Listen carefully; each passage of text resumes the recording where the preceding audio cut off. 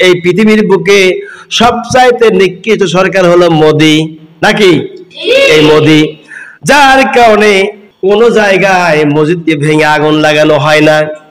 কোন দেশে মসজিদ ভেঙেছে, আগুন লাগা দিয়েছে, এই খবর আমরা পাইলেও কম পাই। আর এই মোদি দাদা বাবু মুসলমানদের মারছে, ধরছে, মসজিদ ভাঙছে, মসজিদে আগুন লাগা দিয়েছে, দাও দাও করে আগুন জ্বলছে।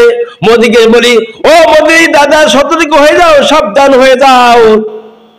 দেখতে পাচ্ছি আমেরিকার বুকে আমেরিকার দাদা বাবুরা মুসলমানদের অত্যাচার করেছে, জুলুম করেছে, নির্যাতন দিয়েছে। ফিলিস্তিনের মুসলমানকে মারার জন্য আমেরিকা যাবতীয় সাহায্য করেছে।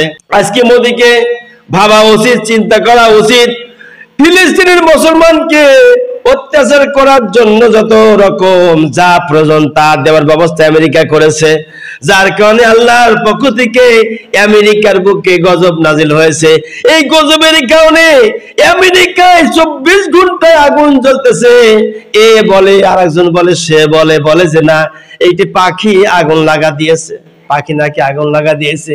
পাখি উড়াইয়া দেখা দিচ্ছে, পাখি উঠতেছে, পাখির পায়ের সঙ্গে আগুন। আগুন তাদের সেখানে যেখানে শয়তানের আড্ডাখানা, ওই আড্ডাখানাতেই আগুন লেগে গেছে।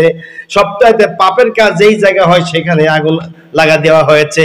আগুনে দাও দাও করে বিল্ডিং গুলি পড়ে যাচ্ছে, খুলে পড়তেছে।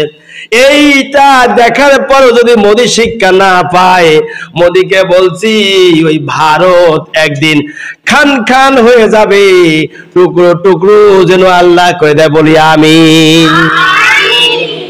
ভারত যেন এক সময় টুকরো টুকরো খান খান হয়ে যায়, আমরা ভারতকে সতর্ক করে দিতে চাই।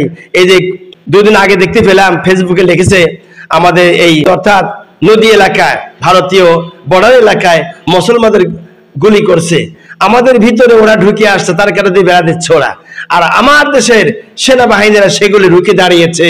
আমার দেশ রক্ষা করার জন্য সেনাবাহিনীদেরকে ধন্যবাদ জানাই, যে আমার দেশের বাংলাদেশের সেনাবাহিনীরা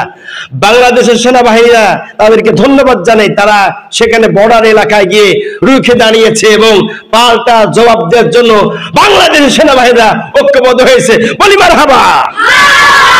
সুতরাং এই দেশে যদি কোনো মানুষকে, কোনো জমিকে, কোনো মানুষের অত্যাচার করে, জুলুম করে, নির্যাতন দেয়, ভোগ দখল করে, জমি দখল করে, এলাকা দখল করে, বড় এলাকা দখল করতে আসে ভারতীয় লোক, আমরা মুসলমানরা নিজেদের রক্ত দিয়ে, জান দিয়ে, মাল দিয়ে, অর্থ দিয়ে, সময় দিয়ে মোকাবেলা করবো, করি ইনশাআল্লাহ।